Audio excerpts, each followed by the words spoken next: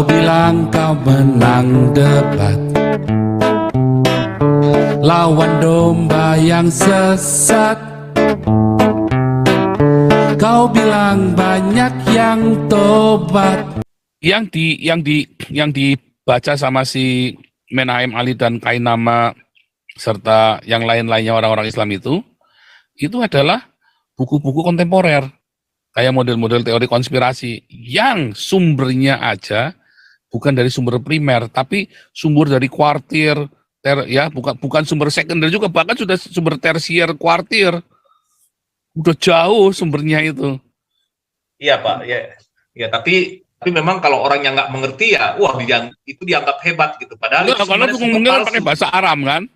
Ya, sumber palsu karena ini kan termasuk pseudopigrafa itu tadi yang kita bilang itu Pak, itu dianggap sebagai suatu kebenaran. Ya. Sebenarnya mereka gitu, meskipun itu bukan sumber yang otoritatif gitu Pak. Hukuman yang dilakukan adalah mengusir mereka dari perkampungan itu dan ke hutan, dan tidak boleh. Ya, dan itu saudaranya laki-laki yang lain itu mencari itu si letungan itu untuk dibunuh. Itu kasus yang pertama. Nah, kasus yang kedua di dalam hal mengawini anak menantunya, itu adalah suatu aib besar di adat Batak, dan itu tidak akan diterima, diusir dia. Hukum adatnya itu besar Pak, bisa dirantai di hutan gitu, di satu pohon mereka berdua biar dimakan binatang buas. Itu hukuman kepada orang-orang yang melakukan perjinahan lah, yang masih satu kelompok. Mereka intinya bagi Batak dulu, sekarang ya, sampai sekarang itu ketemu antara anak mantu perempuan dengan mertua laki-laki, anak mantu laki-laki dengan mertua perempuan, itu sangat-sangat berdua gitu Pak, pasti menyimpang. Yang kedua, di dalam hal makan pun, ya, dalam satu meja, tidak bisa itu. Ya, harus betul-betul menjaga jarak lah, ya, dalam cara berbicara juga. Ya, itu sangat pantang, itu dipantangkan. Kalau memakai istilah orang sebelah, diharamkan lah. Standby, Raja Uti. Shalom Pastor. Asli. Oke. Mantap. Hari ini yang nonton yang nonton banyak viewernya, sawerannya juga ngeri nih. Kita mesti bikin sesuatu ya untuk saweran ini ya. Iya Pak. Iya Pak. Banyak ini harus saya share nanti ya. Nanti saya cari ilham dari Jibril, mau kasihkan ke siapa ini sawerannya ya. Iya. Tapi kebetulan beberapa sesi terakhir ini kan kita membahas framing ya Pak ya, termasuk ini juga ya, masuk framing bahwa itu Ishak dengan Ribka itu anak usia 3 tahun katanya, tapi kan tadi sudah dibuktikan bahwa dia tidak mungkin anak usia 3 tahun untuk mengangkut air segitu banyak gitu ya, untuk iya. Nggak mungkin, masa ngambil coba berapa liter tadi kan, 300 liter, nggak mungkin lah, 300 ya, liter. Mungkin. Nah, aduh. Terus kemudian ada juga framing yang lain mengatakan bahwa Maria itu menikah umur berapa dengan Yusuf? 9 tahun. Nggak mungkin kan juga. Nggak mungkin juga gitu. Jadi artinya begini Pak, mereka ini Apolimikus ini mencari segala cara untuk cari remis Pak, untuk menyamakan dengan seseorang yang menikahi anak kecil gitu ya. Untuk cari-cari remis ke sana gitu. Tetapi mereka lupa tradisi-tradisi yang ada di bangsa Yahudi gitu ya. Seperti bar mitzvah yang dimana orang harus memang ini ya, memasuki kibbutz kan untuk sekolah ya Pak ya, sampai usia tertentu, dan itu mereka nggak sadar gitu ya. Pokoknya asal masuk aja untuk pembenaran gitu, bukan mencari kebenaran.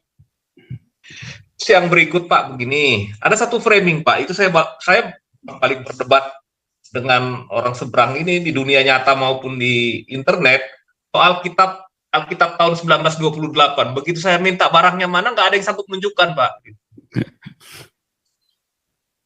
Yang katanya Yesus naik mencuri keledai itu, saya bilang minta bukunya, saya bilang gitu. Nggak ada yang mampu memberikan Pak. Itu kan nggak ada, itu kan ada satu, itu zamannya zamannya Facebook, debat Facebook dulu, Pak. Dia Ya. sengaja bikin ya satu blog yang isinya Alkitab 192, dia sengaja bikin, Pak. Ditulis Ya. dengan ngawur-ngawuran benar itu, yang jorok-jorok. Ya, jadi itu memang Jahat sekali. buatan mereka sendiri, Pak, sebenarnya. Tapi Iya, dipaksakan untuk diframingkan kepada orang-orang Kristen Iya. gitu. Nah, kemudian yang seperti yang tadi ini, Pak, kan kalau kita buka, mungkin Pak Paul bisa buka ya. Sekalian saya mau nanya juga ini mengenai ayat Alkitab ini. Yosua 10 ayat 13, Pak. ya.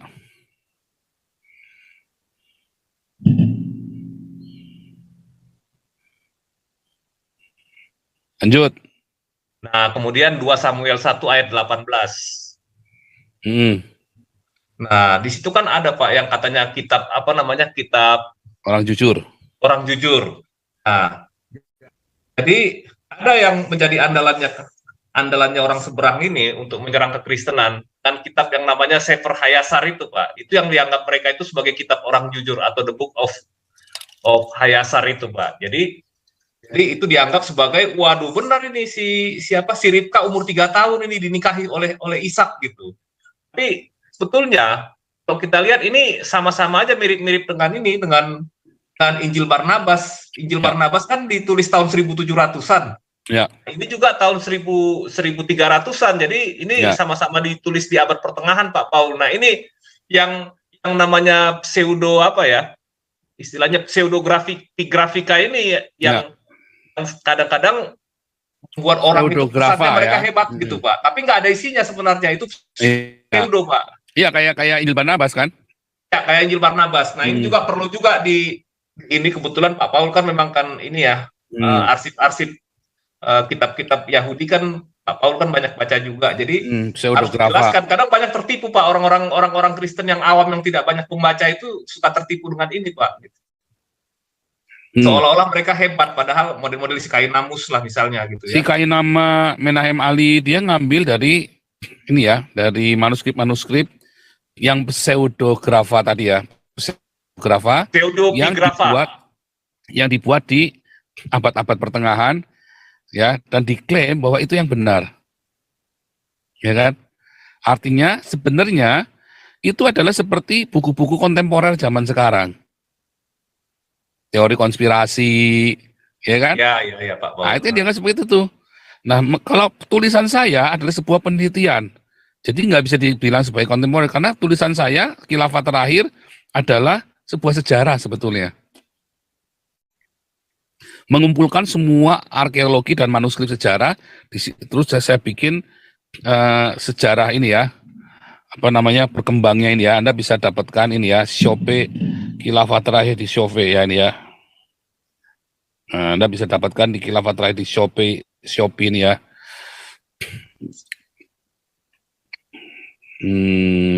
Ada yang ukuran ini ya, A4, gede ya, A4, ada yang separuh A4 ya. Nah, Anda semua bisa dapatkan ini. Nah, ini adalah sebuah sejarah. Jadi nggak bisa dikatakan sebagai teologi kontemporer. Nah, saya nanti ada bikin tentang ini ya, saya lagi nulis buku tentang baptisan Roh Kudus dan segala macam. Nah, itu adalah teologi kontemporer. Ya, tapi kalau saya lagi cerita ini adalah sejarah, sebuah penelitian. Nah, yang dibaca sama si Menahem Ali dan Kainama serta yang lain-lainnya orang-orang Islam itu adalah buku-buku kontemporer, kayak model-model teori konspirasi yang sumbernya aja bukan dari sumber primer, tapi sumber dari kuartir, bukan sumber sekunder juga, bahkan sudah sumber tersier kuartir, udah jauh sumbernya itu. Iya, Pak, ya tapi memang kalau orang yang nggak mengerti ya, wah itu dianggap hebat gitu. Padahal itu karena ngomongnya kan pakai bahasa Aram kan? Ya, sumber palsu, karena ini kan termasuk apa pseudopigrafa itu tadi yang kita bilang itu, Pak. Itu dianggap sebagai suatu kebenaran. Sebenarnya mereka gitu. Bukan, meskipun itu bukan sumber yang otoritatif gitu, Pak. Ngeri ya? Ngeri, Pak, ngeri. Makanya kita harus hati-hati, ya kan? Kita harus hati-hati Ya itulah, kalau saya sih selalu bilang ikutlah kelas evangelis ya, saudara-saudara, ya ikutlah kelas evangelis. Karena dari kelas evangelis ini ya,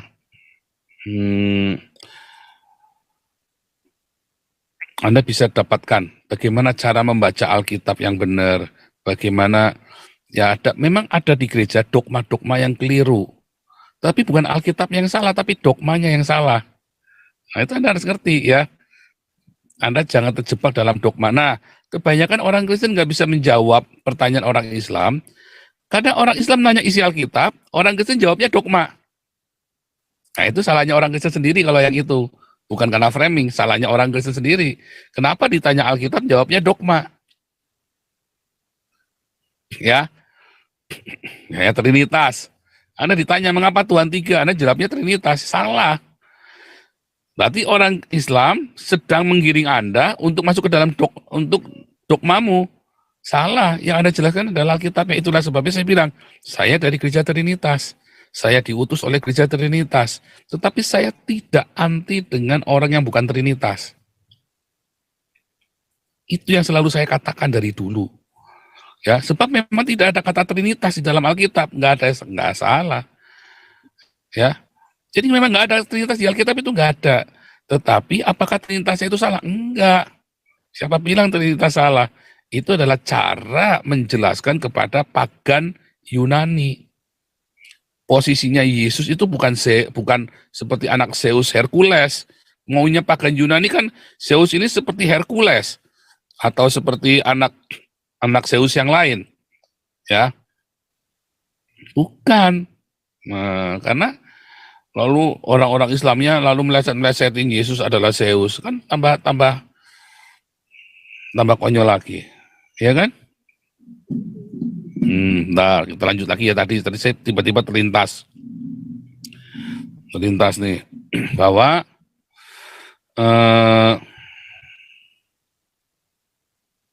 tadi apa tadi saya mau tiba-tiba terlintas ya, framing itu ya.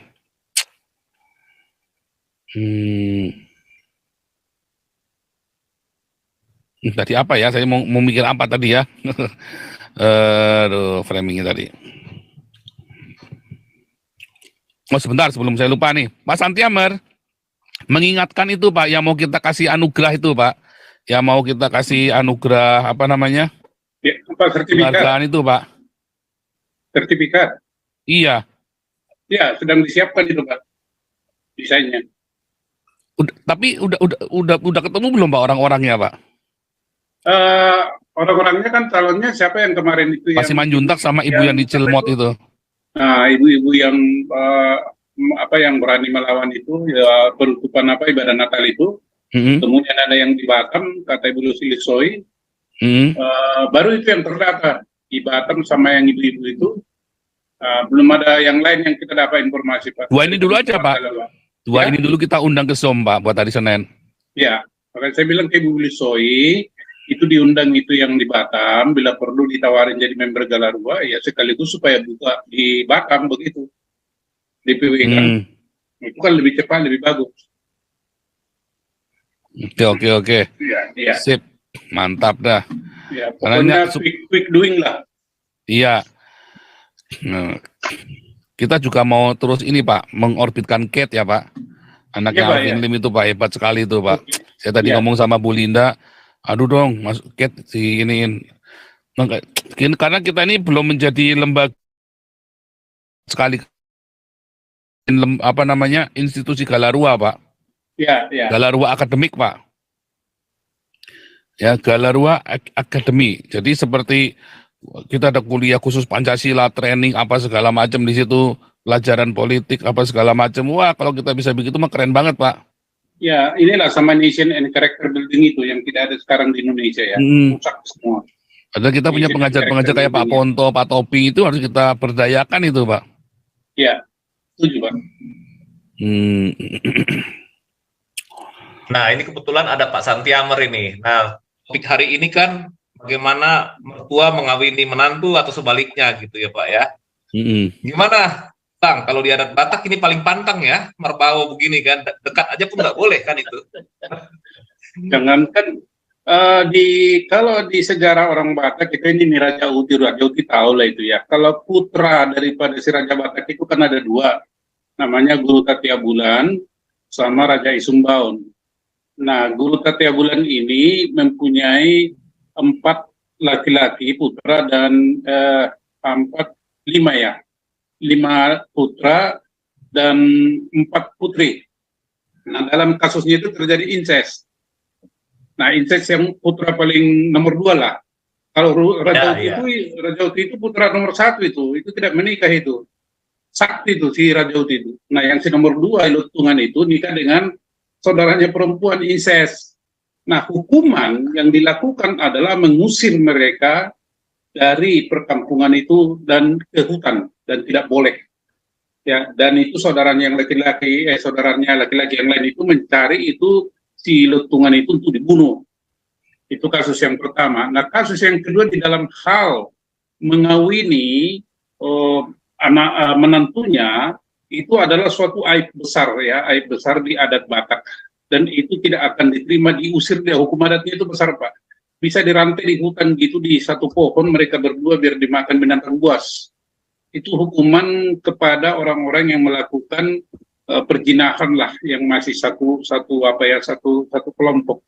Itu kalau menurut adat Batak. Maka di dalam prakteknya sampai dengan hari ini, kalau si mertua laki-laki dengan menantunya perempuan kalau misalnya berselisih jalan pun, wah udah minggir dulu itu.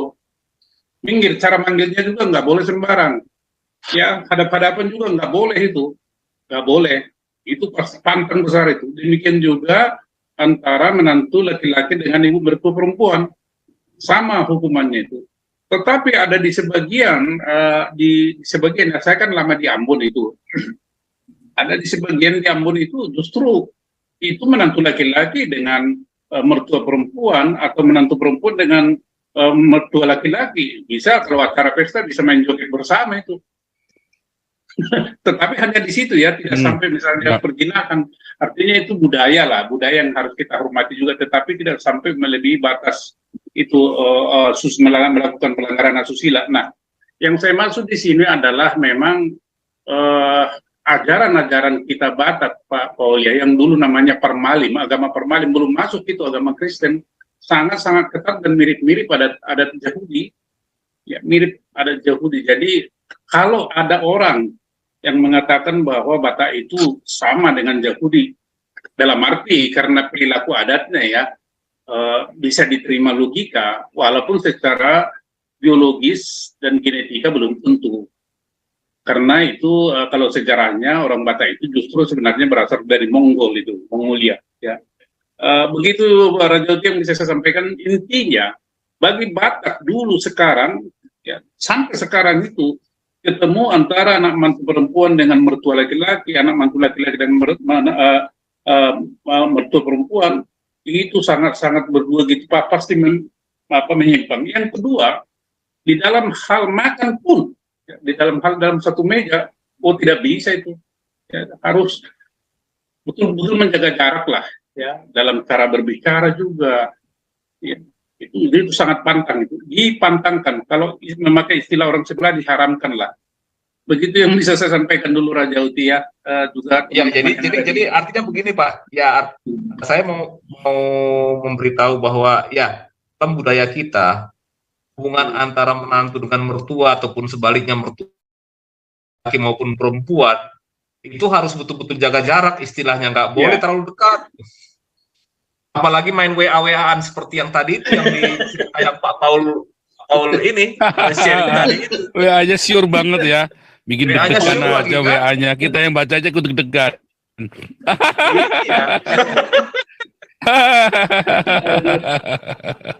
Ya nggak tahu lah, Pak. Itulah budaya kita yang ya orang Indonesia ini ya. Kalau nggak tahu, kalau budaya dari luar yang masuk itu malah dianggap suatu kelaziman gitu.